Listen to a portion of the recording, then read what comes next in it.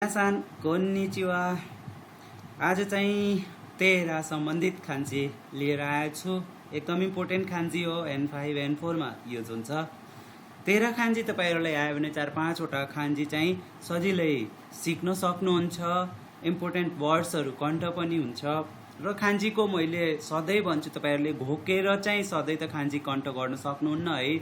त्यो लजिकहरु चाहिँ यो किन खान्जी यसरी बन्यो, किन यही खान्जी अथवा यही रेडिकल किन आएको छ भनेर सोच्नुपर्छ। त्यो सोच्नुहुन्छ भने तपाई छिटो खान्जी सम्झिन सक्नुहुन्छ। सो ल लेट्स गो। तेरा टेम्पल लेख्ने तरिका चाहिँ सजिलो छ है, तपाईहरुलाई आउँछ होला। चुची लेख्नु अनि यो कट गरेर यसो गर्दिनुस्। सो टेम्पलको खान्जी पढेर के हुन्छ भने तेराको खान्जी जब आयो भने तपाईहरुलाई अरु खान्जी सिकाउँछु। ल यो चाहिँ तेको खान्जी हो, यो ते खान्जी हो।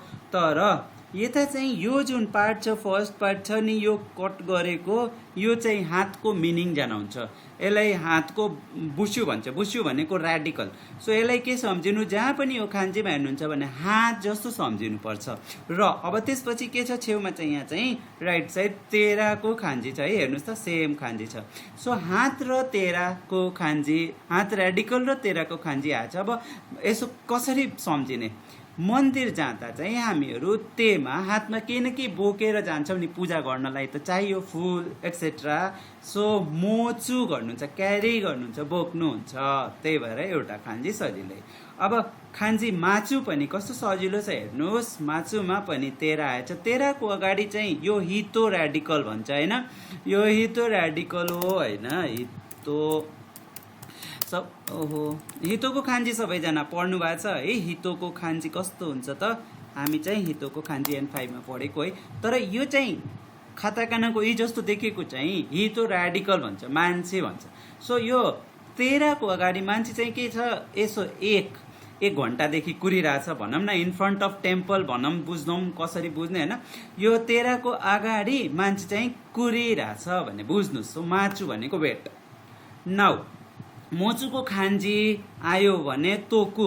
सबैजनासँग हुँदैन है सबै कुराहरू। सो यहाँ चाहिँ एउटा सानो लाइन एड भएको छ है, मोचुको खान्जीमा यहाँ छ है, सेम छ। यहाँ एउटा सानो एड भएको छ। सो एक्स्ट्रा भयो, स्पेशल भयो।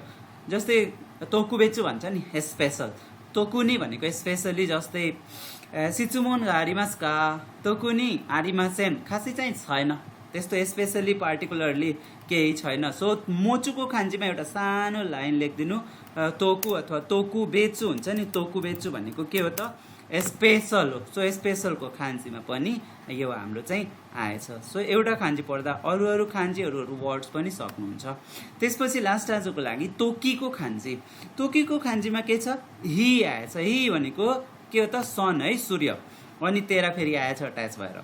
सो हि र तेरा नै किन आयो भने कसरी बुझ्ने भने, तेरामा के त सूर्य हेर्दै तपाईँ टाइमको गेस गर्दै हुनुहुन्छ। ओ सूर्य यता, रेज चाहिँ यता गयो भने 12 बज्यो, यता गयो, अझ यता गयो, उता गयो। सो मन्दिरमा बसेर सूर्य हेर्दै तपाईँ टाइमको इमेज गर्नुहुन्छ। सो तोकीको खान्जीमा हि र तेराको खान्जी छ। सो खान्जीको लजिक र रेडिकल्स यसो राम्रोसँग पढ्नुहुन्छ भने खान्जी इन्ट्रेस्टिङ पनि हुन्छ, बोर हुँदैन र धेरै खान्जी सिक्न सक्नुहुन्छ। आजको लागि यति। Thank you.